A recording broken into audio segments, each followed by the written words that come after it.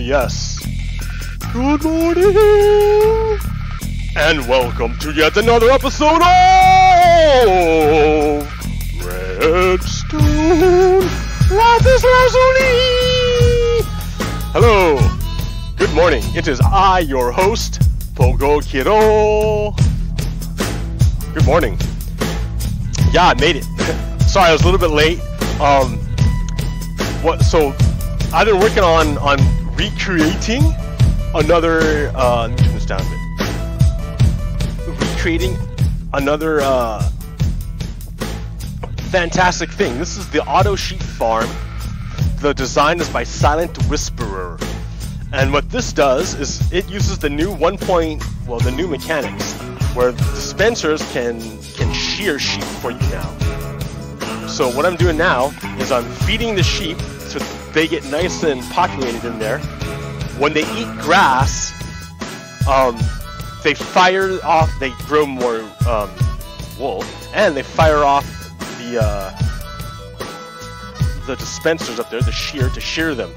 Then their wool falls on this ground, which is in turn picked up by this never-ending minecart, and then everything is deposited in there. So yeah, and it's pretty efficient once you get it going. So I like this design, and I think I want to try it more. I want to do it more. I'm gonna get it done over here. Since this design works over here, I'm gonna cram all these guys together into a closer area, and then do the same thing. Just throw dispensers on top of them, and have it automatically shear them. Because manually cutting all their wool takes forever. Oh my goodness. So yeah, that's what I'm doing in Minecraft. Hey, whee! Manually, it'll get you there, but it takes a long time. So I'm gonna eventually work on. This is my next project, is to do this deal. All right, here let's move on. Ugh. Look at this. This is so bad. What a bad design. I gotta fix that. Ugh. Oh, not there. Where am I going? Over here. Okay, that's the sheep farm. The other thing I want to show you is where's my cart? The other thing I want to show you is the work I've been doing over at the turn down, dude. All right.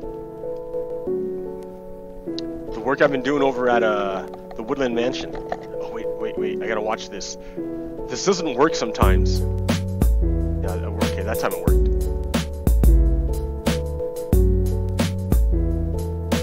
Alright, yeah, because what I got going on at the Woodland Mansion is some cool stuff.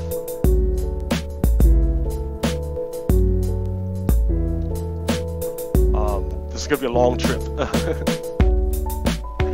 Alright, I'm gonna get more coffee. Yeah! So how have you been, my fellow viewers and listeners? What have you been up to? At this moment, it is, about a little after 8 a.m. Sunday morning on the Pacific coast of the United States. And the Mueller Report is currently chilling with our buddy,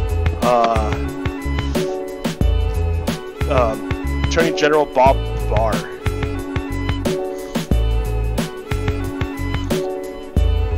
This is not such a ideal situation, because Bob Barr was also the Attorney General during the Iran-Contra affair. And if you recall the Iran-Contra affair, that is when the bad guys won. That is when the bad guys got away with all their shenanigans. President Reagan had his private war. Jimmy Carter lost the presidency because of hostage shenanigans with the Reagan administration, like the coming Reagan administration, and it was just a bad deal. I will say that Reagan is part of the Confederacy. Sure, Ronald Reagan was part of the Confederacy. He was terribly racist. His policies were really, really bad for minorities. He was a bad guy, and he did the Iran-Contra affair, which wrecked American foreign policy, and it wrecked a bunch of stuff. It brought in the radical Nazi people, which is what Reagan's party represents.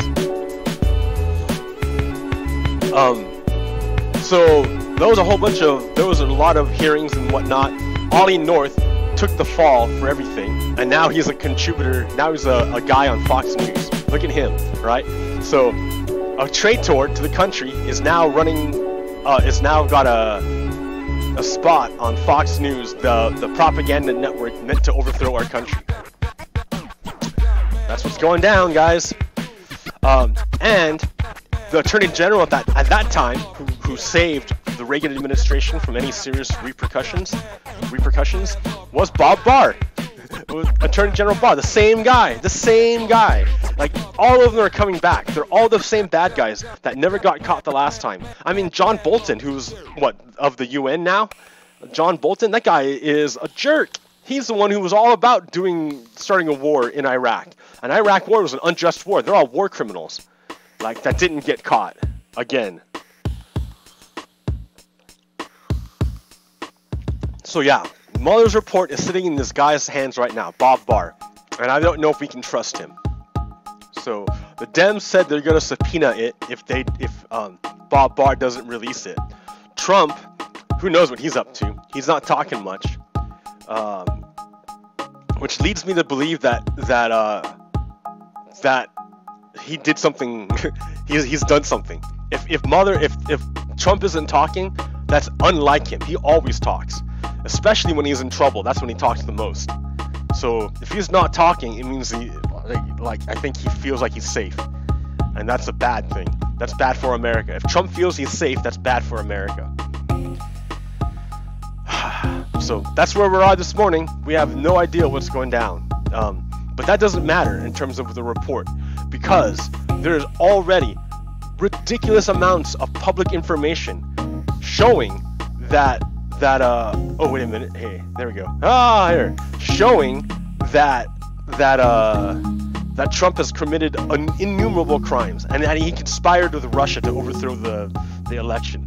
I mean, that's already out there. You can't hide it. Mueller may not have convicted him, but he sent all that information to people who could indict Trump. And House investigations are ongoing.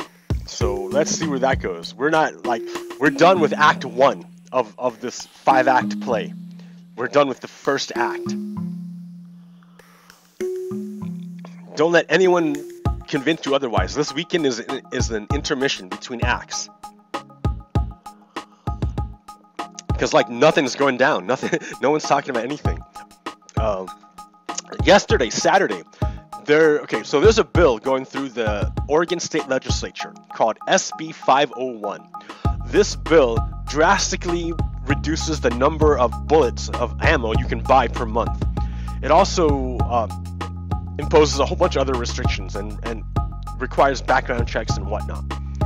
I am all about that, right? Over here in Oregon, at Umpqua Community College, we had some guy come through and murder a whole bunch of students, a whole bunch of kids, because they had guns and they could do it. I came from Nevada, and in Nevada, we had some jerk get up on a hotel and rain down bullets on a crowd full of people watching a concert. Doing nothing, they're just watching a concert, and they get bullets rained upon them, and they die. 50 people died. So, I'm seeing all these tragedies in America, and nothing's happening. Then I look at New Zealand. New Zealand had one mass shooting incident, and that was enough for them to ban semi-auto weapons. Wow. Okay, that seems like it's a government that serves the people. What's going on with our government? What's going on? Why can't we seem to do that? Well, I wanted to find out. So, as a response to the Senate bill working its way through the Oregon State Legislature, there was a huge pro-Second Amendment rally downtown Salem at the Capitol. I went there. I was there at noon. I went there with a sign that said Trump is a traitor. And I walked around the whole crowd. And let me tell you what that was about.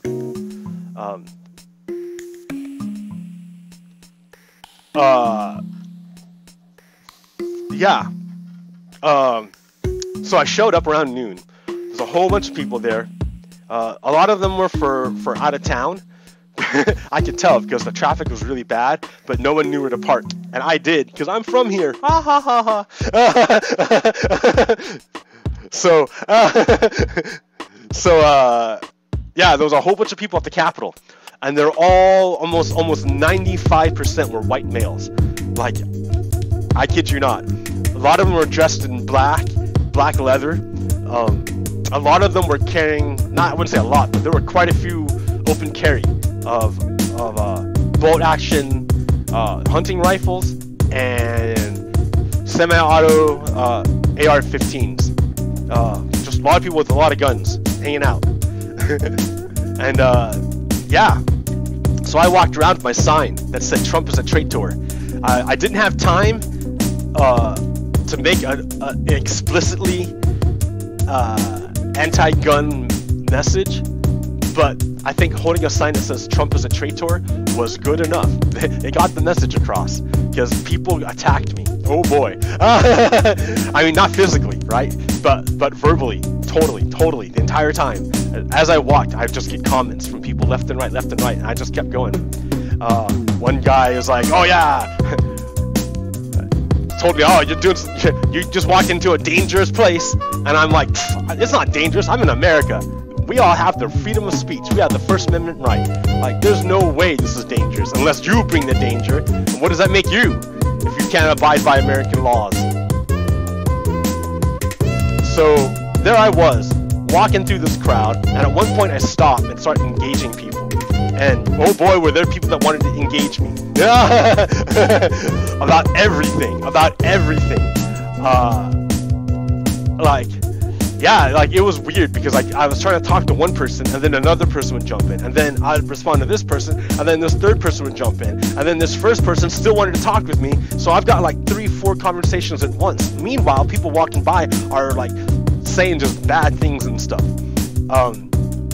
But the entire time I felt okay. I didn't feel really in danger or anything. Sure, there are guys walking around with guns and stuff, but like everyone maintained their air, mostly their air of civility. And so I didn't really feel in danger. I just, I totally felt the negative energy at me. Oh yeah, I felt that. Oh boy. But like, it wasn't like anything overt until I got into a conversation. I was getting into this conversation with this guy, really deep into it. We're going at it, and this other gentleman came by and started hurling like negative stuff at me, like nothing civil, nothing related to anything. He just started calling me names, bad names, and I didn't respond. I mean, I didn't take his bait and respond in kind, because that would just affirm their stereotype of me. No, instead, but I wouldn't back down either. I wouldn't be intimidated. So I like refused to back down. But he kept going. He kept getting louder with his names and his bad words and stuff in my face. So I'm like, okay, I'm gonna de-escalate this. So I turned to another person in the crowd, and because I'm surrounded in this, I'm in this pro-Second Amendment rally. I turned to another person in the crowd and go, look at this guy acting crazy. Like, what's with this problem? He can't be an adult and like the rest of us and have a good conversation. The guy I turned to looked at me and also started saying these bad words at me. The two guys connected. Their hate connected. It amplified. And so now I got two guys yelling at me.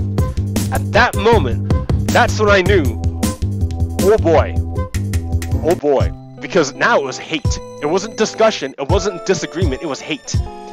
And I felt it. I felt it a little bit when that guy first came up to me and started talking, rah, rah, rah, rah. But when that other guy joined in, that's where I felt a little tinge of danger.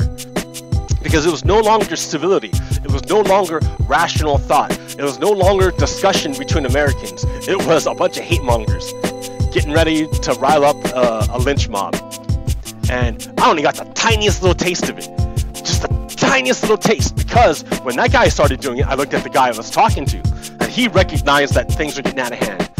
So he calmed down his people. He told them to calm down. Yeah, but for a moment, for a split second, it was getting bad. And hate is so irrational that, yeah, you can't talk, nothing, it's just pure hate. So that was kind of scary. But to their merit, a lot of the people, or some of the people, calmed down the more riled up freaks. Okay. I also have this theory that pro firearms is highly correlated with white supremacy. I believe that if you are in favor of gun rights and are opposed to gun control legislation, you probably are also a white supremacist. So I tested this. I asked random people at that, as they engaged me at that Second Amendment rally, about like key indicators of white supremacy. And this one guy came up. A lot of them just came out and outright said it. You know, because they can, because they're surrounded by all white guys. So they're just like, yeah, white people are great. Yeah, we did everything, because they're taking credit for everything. They're taking credit for everything. It was so funny. White people did that. Yep. Man, it was so funny. And I'm like, have you seen that movie or that documentary, Guns, Germs, and Steel? And of course the guy's like, no, but I don't need to. I know that white people did everything. I'm like, man, see, that's ignorance. That's ignorance. So I couldn't talk to that guy because he was just ignorant. There was nothing there to talk to. Another guy said that he's a white supremacist because he feels that there's a white genocide. What? He said there's a white genocide and that white people were in danger of being wiped out. And he was really mostly afraid of the Asians. That's what's weird. He was like, oh, the Asians! Billions of people in Asia! Well, duh, dude, this is a huge continent. There's a lot of land. There's gonna be a lot of Asians.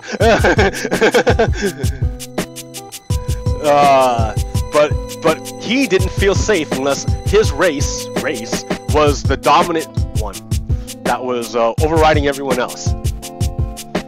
So, yeah, that's kind of what we're dealing with here.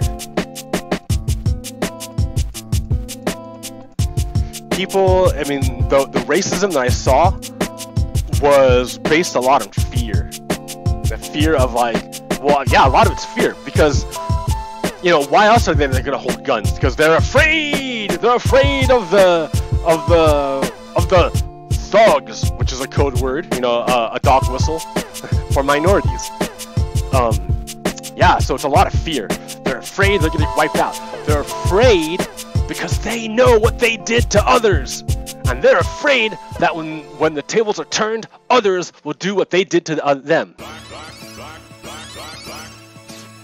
That's what it is. So on one level, they know what they did. They know. Racists know. Because that's why they're afraid.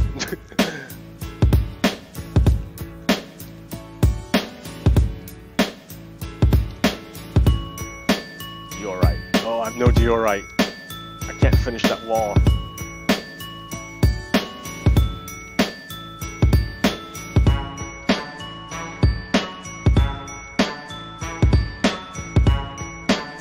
So yeah.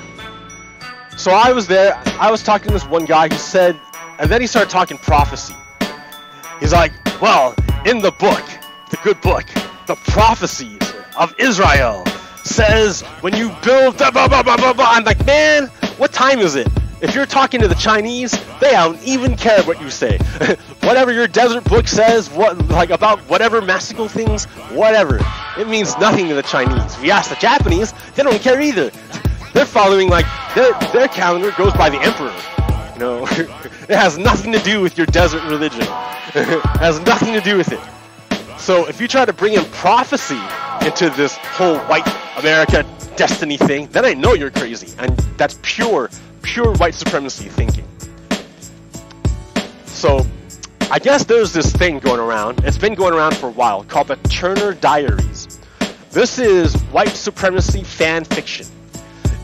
In this fan fiction, the storytellers of a government who sends hordes of minorities to seize all the guns from white people. This causes a big war in which the white people win, and then they launch nukes to kill all the other minorities around the world so that only white people can live on the planet. And they believe that. They read this book and be like, oh, it's a great book! Man, wow, look how crazy white supremacists are. Look how insane they are. Look how crazy. I mean, that's why you have to beat them. And I went to this thing. I was not gonna be intimidated. I was not gonna be like made afraid by their posturing, because that's all they could do is posture. And yeah, I was there. I was just in their face. I wouldn't be afraid. I would not back down.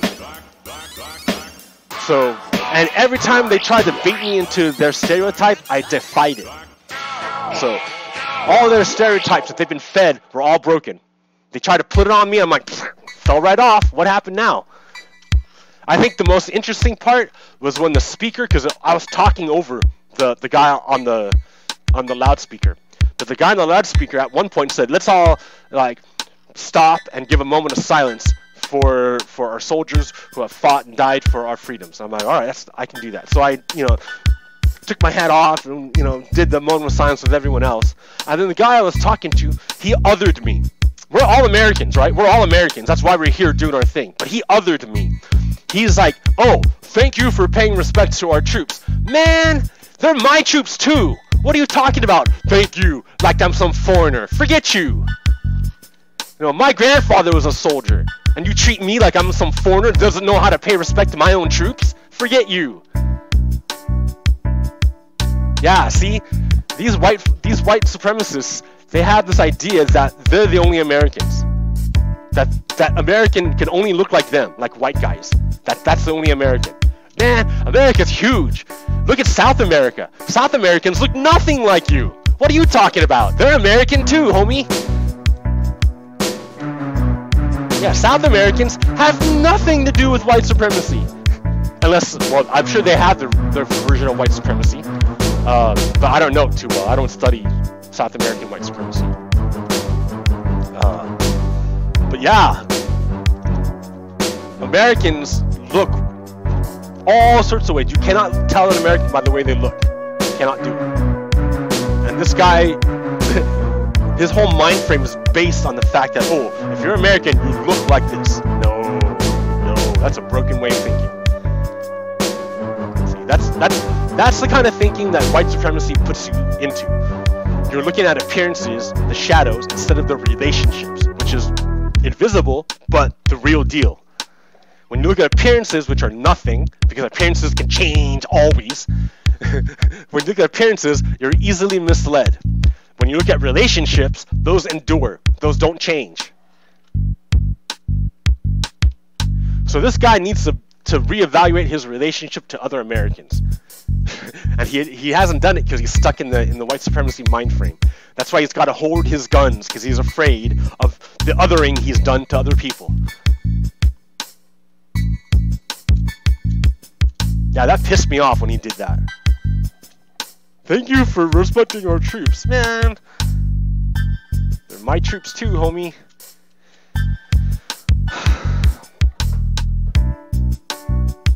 Okay, so, in China,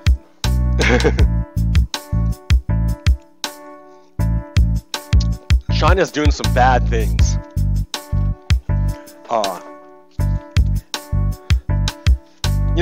Chinese are humans too. they're not any different than Americans in terms of when you get down to the relationships. They're humans. They're the same thing. Like Muslim Chinese, same thing. They're humans.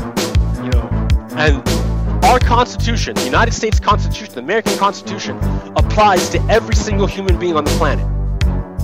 It does, right? It does. Because the Constitution does not proscribe rights to humans. What it does, the Constitution limits the government. It limits government, what government can do to humans. So, it's easy to say that the Constitution applies to all humans, because it does. All humans have the right to self-expression, to freedom of speech, freedom of consciousness, freedom of thought. All humans have that. That's our inherent right given by God. No one can take that away. There's no just way to take that away. There's no, I mean, okay, I guess there is a just way if you want to go about that, but like, that's given to us by God. You cannot, or by our Creator, you cannot arbitrarily take that away. And that's what China is doing. China has taken away the rights of Chinese Muslims to practice their religions. Our own prison guards do that to our own American religious prisoners. And you can't. That's a human rights violation. You can't do that.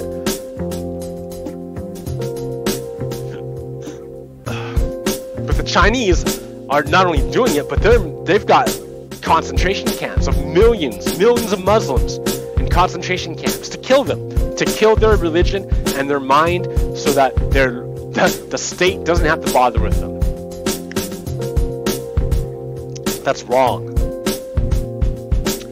So I don't know what to do about it, right? Other than to like make you aware, because our government right now can't do, like, the United States government is kind of broken. We've got a coup going on. We have a coup. So until we can handle our coup, we can't really handle anything else. But I want to make you aware that there are atrocities. China is not a great country, a great happy country. They have a pretty oppressive government, and it's not at all. The government might try to play itself off as being nice and cool, but it's not. It's a horrible machine, and it's out of control. The people don't control it. That's the scary part. It's its own thing. I want to talk about Richard Dawkins. Richard Dawkins, I know him, Richard Dawkins, because he advanced the theory of memes, meme theory. And for that I thank him. But also, he also had a dispute with a paleontologist named J.D. Gould. These guys disagreed upon the nature of evolution. Richard Dawkins wants to say that evolution is a steady progress, always advancing, always moving forward, always increasing in complexity. That over time it's just steady progress. But J.D. Gould is like, no, I'm a paleontologist, so I'm going to go back and look at the fossil record. And when I look at the fossil record, I notice there are long periods, like millions and millions of years, where nothing changes.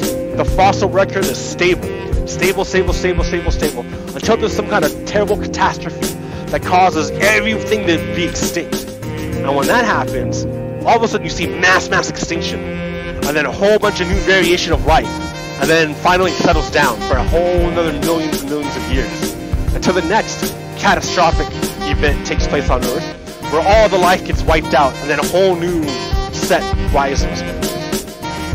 So, as opposed to Dawkins' idea that evolution is gradual and steady and continual, J.D. Gould held that evolution was a punctuated equilibrium.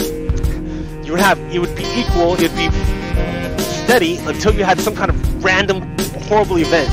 But then you have a flurry of evolutionary activity, of adaptation, and then things would settle out until the next crazy change in the environment. I say this to show that Richard Dawkins doesn't always know what he's talking about. Right now, he just talks smack about Islam and saying that, oh yeah, I can talk smack about Islam. No, you can't, you jerk. There's nothing in Islam you can talk smack about. You can talk about particular passages that you think are incorrect or badly interpreted. Okay, but on the whole, you can't diss a whole religion like that. That's lame. And you're a scientist, not a social scientist, not a religious person, you don't have a degree in religion. You haven't studied Islam for years and years and years. Neither have I. But I'm not gonna pretend that I'm an expert on it, right? I'm not gonna say, oh yeah, Islam is a bad religion. Man, from what I know of it, it's pretty cool. Be a servant of God? That sounds pretty neat. I don't see what's wrong with that.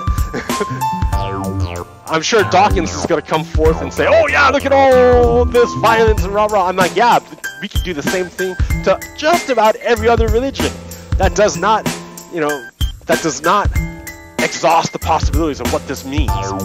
You know, oh man, it's like saying, oh, we have exhausted all possible forms of Islam. No, you haven't. Just because you saw one little piece and it was bad does not mean you've exhausted all the infinite possibilities of what Islam could manifest as, or any religion. So Dawkins is out of his lane. You get back in your lane, Dawkins. You're wrong. What else? Alright, so Chelsea Manning. Chelsea Manning is being held in solitary confinement. Now, wait a minute. Why is Chelsea Manning in solitary confinement? Isn't Chelsea Manning a freaking hero? Isn't she a hero? Yes, she is a hero. Why is she a hero? Well, because during the Iraq War, after this is after Trump or Obama took power. During the Iraq War, while what's his name? When Obama had power, Chelsea Manning was an officer, an intelligence officer, and she saw all the bad stuff that the United States was doing in Iraq. All these bad things. In fact, one of the terrible things we did was just randomly shoot news crews with a helicopter. And I saw the video. It was awful. It was terrible what happened. And you know that the U.S. Army knows they messed up because after the news crew got shot up by the attack helicopter, the ground crew came through. The ground troops came in to look at it, and they're like, "Oh man, oh boy, you messed up. These are news people that you just shot up." And all the stuff was buried. All the stuff was hidden until Manning released it.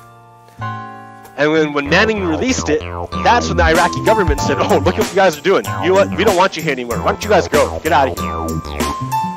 And yeah, that might have caused the rise of ISIS. Well, but it wouldn't have if Iraq didn't get smashed to begin with. So it was bad that our troops, you know, that what we did in Iraq was horrible. We just did all sorts of horrible things in Iraq. So Manning exposed that.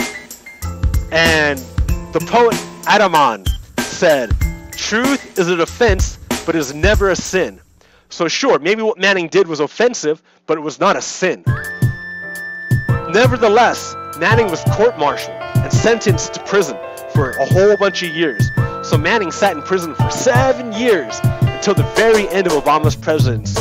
Then, as Obama was leaving the presidency, Obama commuted the sentence of Manning so she could get out of prison finally after 7 years for telling the American people that the Americans were doing bad things in Iraq, for ending the Iraq War.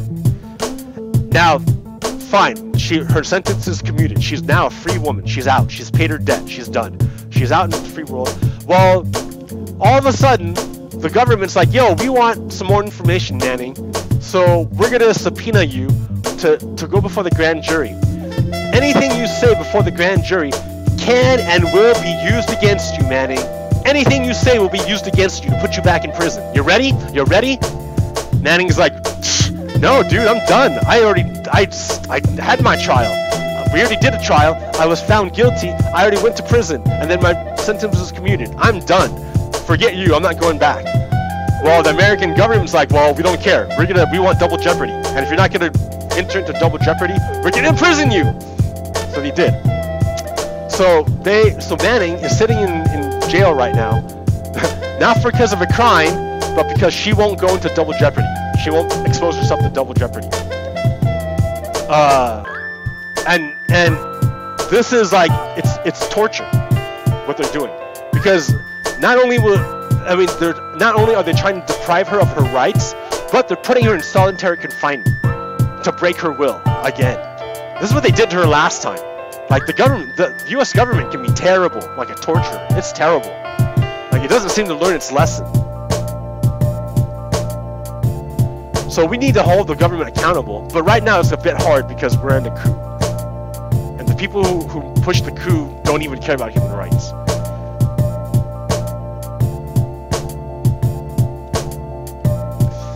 What else do we got going on? Oh yeah. So let me show you. I'm working on this train station inside the mansion. When I have a place to go, then the train station will be done. But right now I have no place to go. So it'll just sit here for now. 1, 2, 3, 4, 5, 6 stations. I might throw in extra ones over here, but I don't know. I gotta figure out how that works. Yeah. Alright. In F the police news,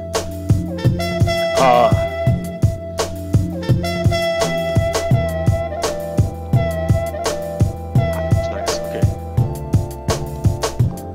Yeah, in F the police news,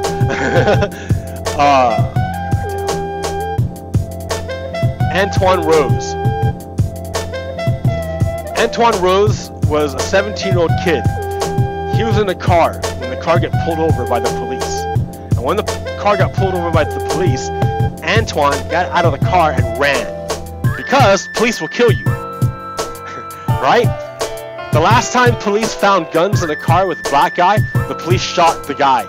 The guy with the gun. Or not even had the gun. He didn't have the gun on him. They just shot him. He wasn't even holding the gun. The police murdered him. So if the police find you we have video evidence that police will murder you if you're black and they know that they think there's a gun in the car. We know this. This is a fact. So Antoine Rose was in a car that had a gun in it. And that car got pulled over by the police. Antoine Rose knew that if he was found in the car with a gun, the police would kill him. So he did what a rational person would do when you know you're going to get murdered by the police. You run. You run because they're going to kill you. So of course, when he got pulled over, the first thing he did is he got out of the car and he ran. So he's running, he's running, he's running. The police see this black person, his back, moving away from him. Oh look, a black person with their back to me, moving away from them. That's dangerous to me, my white supremacy. How dare they affect how dare that person running away defies my authority. They threaten my authority. I'm gonna murder them. Pow. Antoine Rose is dead. Why? Why? Why? Who did he threaten? Authority.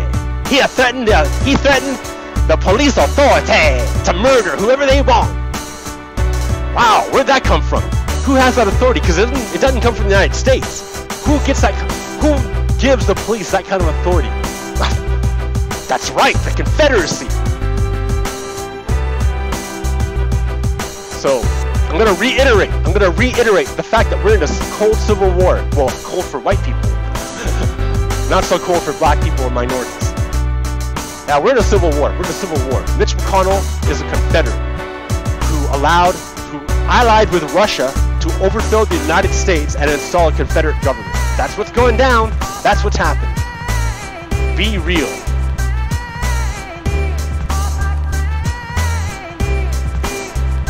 And an example of the Confederacy, this Confederate government, is the fact that Antoine Rose was murdered by the police. Antoine Rose was murdered by the police, and the police got away with it.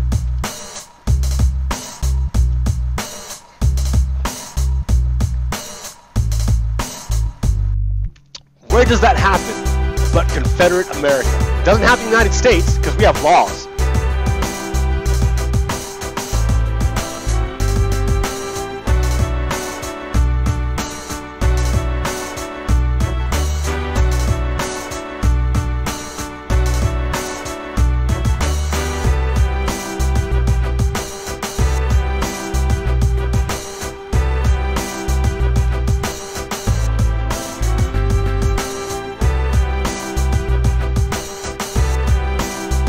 So that's what it's coming down to.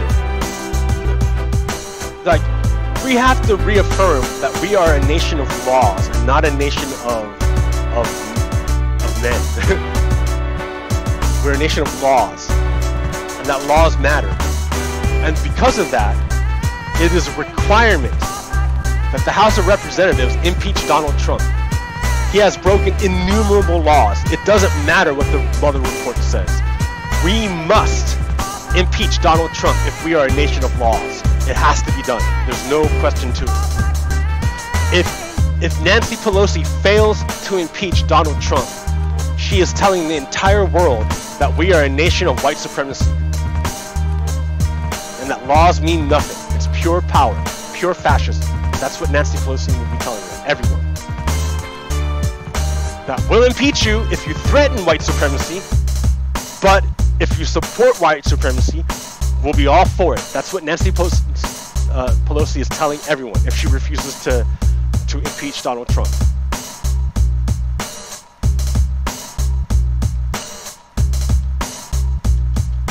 So you have to see that this is a bigger deal. This is a huge deal what's happening right now.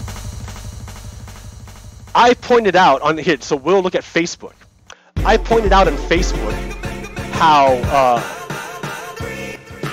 how people who support Second Amendment rights are generally white supremacists. And Facebook censored my comment, right? It's the truth, right? It's the truth, what I say. It's the truth. But Facebook censored my comment because it threatens white supremacy. However, Facebook is totally okay with all sorts of racist content. Facebook loves racist content because racist content gets it more clicks. That's the only thing Facebook cares about. So by government giving Facebook the ability to police speech. I mean, I guess it's their platform; they can do whatever they want. But I mean, it just seems like they're leaning toward fascism, which makes sense, given that Zuckerberg and Facebook was the tool that the Russians used to hack our election. That's how they got all the information and how they manipulated so many people. But yeah, Facebook censored my post on exposing white supremacy while protecting. Oh yeah, here's the other thing. Someone posted part of the manifesto of the shooter, and I tried to flag that as inappropriate, and Facebook disagreed. No, they said no, the New Zealand shooter manifesto, okay. Pointing out white supremacy, no good, you can't do it. Oh, so Facebook wants to promote white supremacy and censor attempts to point out white supremacy. Okay, thanks Facebook.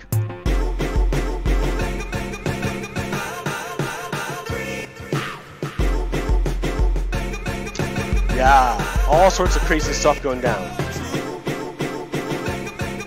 Head back.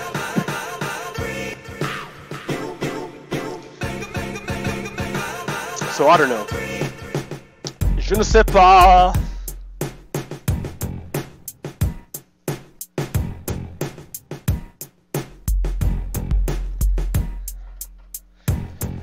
We're waiting for the Mueller report.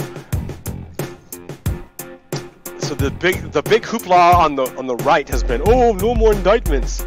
Mueller's got no more indictments, but they don't. They're willfully ignoring the fact that Mueller farmed out all his work to all these other agencies. So we're not done. Nowhere near done. Again, it's the end of the first act of a 5-act play.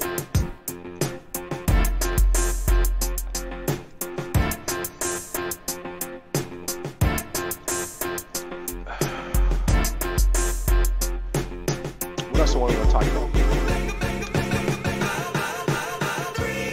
China. I don't have a whole lot. I can show you some. Hey, let me show you some graphics. I took this from Vox. Okay. Oh, is it gonna work? It's not working for some reason. Oh yeah, it is. It is working. Okay. So, okay, this first graphic is from Vox. It shows you that the United States has about 5%, 4% of the population of the world, but it holds 40% of the firearms. It holds a ridiculous number of the firearms in this world. So a lot of the firearms are concentrated in the hands of Americans. That's the things I want you to notice. That in the world, the majority of the firearms are held in the hands of Americans. Okay, this next image shows you the number of deaths in each country related to firearms. And I had to put it sideways because I couldn't fit it. But you'll see in all these other countries, the rate of firearm deaths is relatively low. Until you get to America. All of a sudden, the rates get super, super high. Because remember, all the guns are here. We have all the guns. So what this tells you is that the more guns there are in the society, the more people that are going to die to guns. It doesn't affect crime. Guns aren't going to save you from the Russians taking you over. Guns aren't going to protect you from crime. There's not going to be a big race war, right? That's the fear of the white supremacists. Guns only kill people. That's the only thing they do. More guns means more people dead. So if you're pushing for more guns, I don't know what to tell you, dude. You're probably a white supremacist.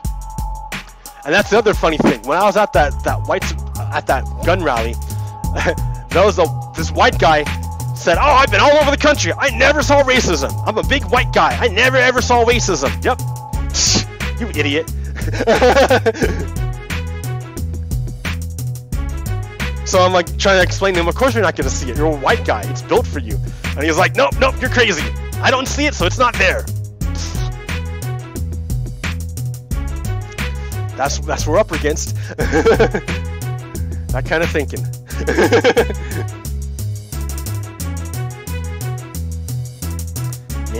Man.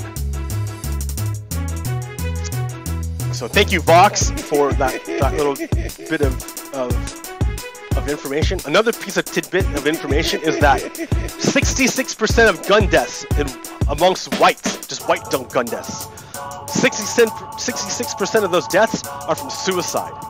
So when I said that at the gun rally, people walked away from me. All those angry pro-gun people, when I told them that 66% of gun deaths amongst white people were from suicide, they left. They didn't say anything, just left me. Because I bet you they know people that killed themselves because of guns. I have no doubt of it. And it hurts them because it sucks. So, yeah, sure, dude, be a pro-gun guy, but you have to be okay with people killing themselves all the time. And if you're a white supremacist, why is it that you support the #1 way that white people kill themselves? The #1 cause of death of white people. Like, why do you support that? So, but then again, white supremacists aren't really known for their logic.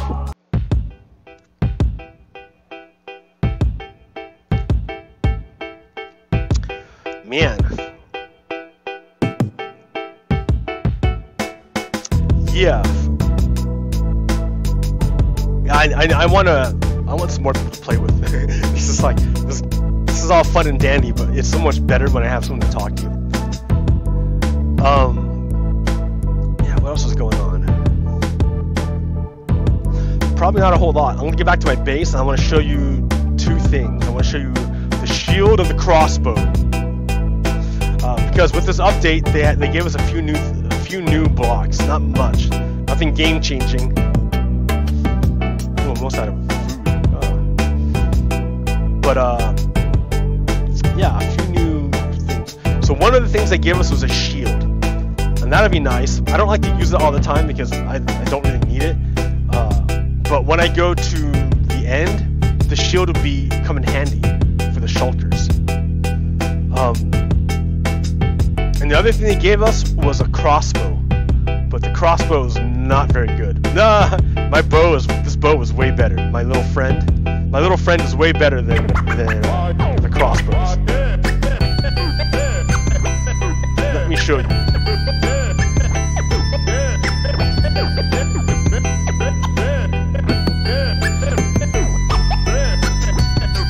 Yeah, guys, we're in the middle of a coup, and I think Mueller's report is gonna show that we're in a coup.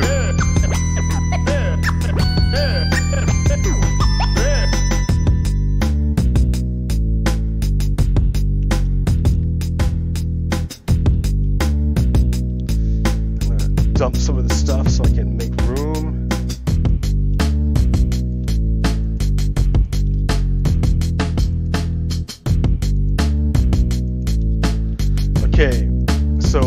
my crossbow? I think I left it. I have to make it. Yep, so 2 hooks, some string, or a hook, some string. No string. Oh no. How can I have no string?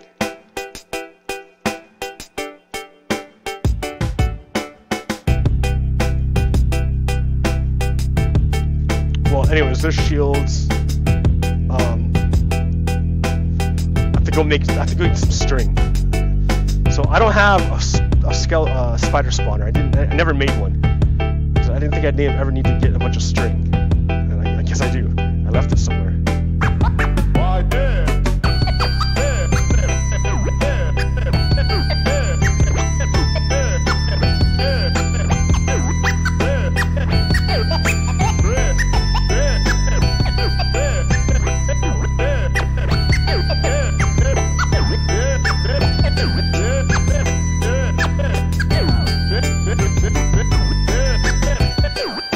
So yeah.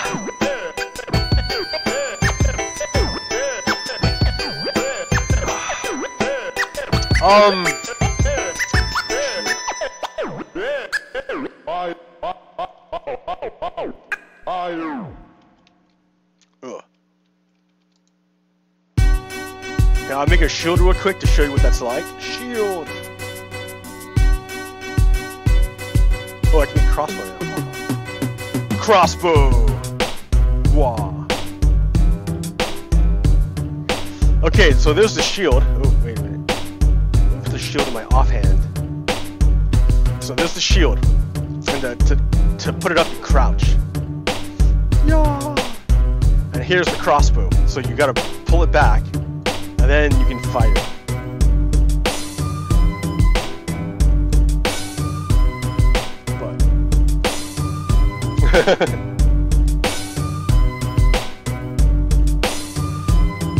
But my bow is stronger than this crossbow, and the shield is no good because it just blocks your view. It's hard to see. And so it's not that it's no good. It's just, yeah, it's annoying. Only use it when you need it, and I only need it really because it's kind of laggy. It doesn't block right away right when you press the button.